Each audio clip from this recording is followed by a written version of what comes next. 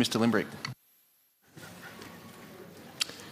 Thank you, Acting President. I rise to speak on Dr Acton's extinction inquiry referral. Of course, animal and plant extinctions are a major problem and Australia has a very shameful track record. But I'm in two minds about this motion. Please allow me to explain. Some years ago, I tried to be part of the solution by investing in a company called Earth Sanctuaries Limited. Some of you may be familiar with it. This was established by Dr John Walmsley, the conservationist who some may remember for wearing hats made out of the pelts of feral cats. Dr Walmsley knew that our national parks were failing as animal sanctuaries, so he created his own. By fencing off private properties and eradicating feral plants and animals, he successfully created natural habitat and thriving ecosystems for koalas, wallabies, bandicoots, potoroos, bettongs and native birds. Earth Sanctuaries ultimately failed as an enterprise, and I lost my money, because it was based on the idea that animals could be traded and given a monetary value. This model was eventually made impossible by highly restrictive legislation in the trade of native animals. At the forefront of this were the sponsors of today's motion, the Greens. Dr Walmsley later said, "There's no doubt that if there weren't any greenies in the world, I could have saved more wildlife. The ones that stopped all our projects were greenies," end quote. In fact, if there is something that is worse than Australia's track record in managing native animals, it would be the Greens' record when it comes to listening to science. The Greens are responsible for the irrational fear of nuclear technology and remain so, even though, according to the latest Roy Morgan poll, the majority of Australians now support the use of nuclear power to produce carbon-free energy. It's this kind of logic that sees the Greens oppose mines that provide the raw materials for solar panels, wind turbines and lithium batteries. The Greens were also at the front of a scare that shut down genetic modification.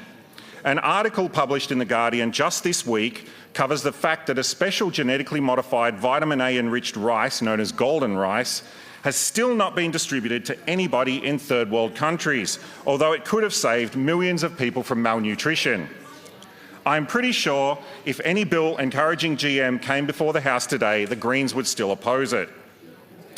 It is still part of Greens' policy to close down the nuclear research reactor in Sydney that provides medicine to cancer patients.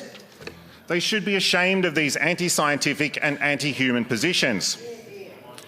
I support the use of renewables as part of the energy mix, but the Greens are blind to the unintended consequences, with an unknown number of tonnes of toxic waste from solar panels now leaching into our water tables from landfill. Another example is the toll that wind turbines take themselves on wildlife, including a recent study which shows they kill far more insects than anybody envisioned.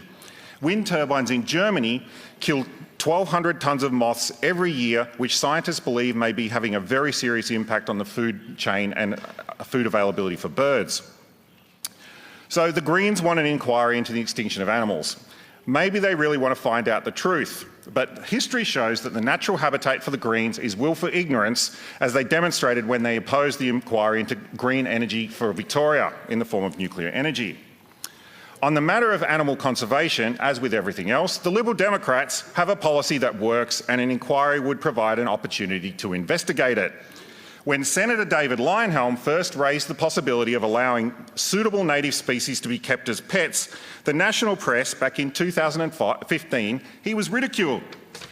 But this policy has now been adopted in South Australia, where 97 native animals can be kept as pets without permits, including Spinifex hopping mice, geckos, bearded dragons, blue-tongued lizards and native turtles.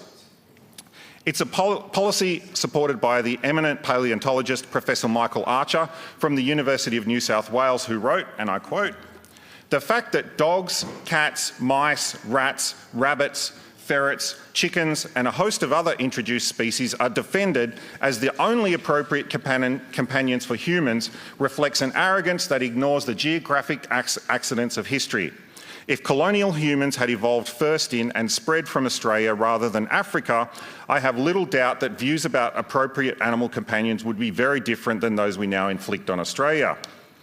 How many species now extinct in Australia might still be with us if we had taken them in as companions? I cannot help but wonder whether the thylacine would now be extinct if early settlers in Tasmania had made a serious effort to keep this magnificent animal as a domestic companion instead of just dogs." End quote. Another area of concern is the massive administrative waste in the conservation sector. Duplication, red tape, mismanagement, poor communication and integration leading to highly inefficient service delivery. Taxpayers spend far more than they should to get poorer outcomes than should be possible. I fear that even if there is an inquiry, the Greens will not be able to handle the truth. However, there is a glimmer of hope. After decades of being wrong about cannabis prohibition, last year the Greens finally changed their position. In this spirit of hope, the Liberal Democrats support the inquiry. Thank you, Mr Limbrick.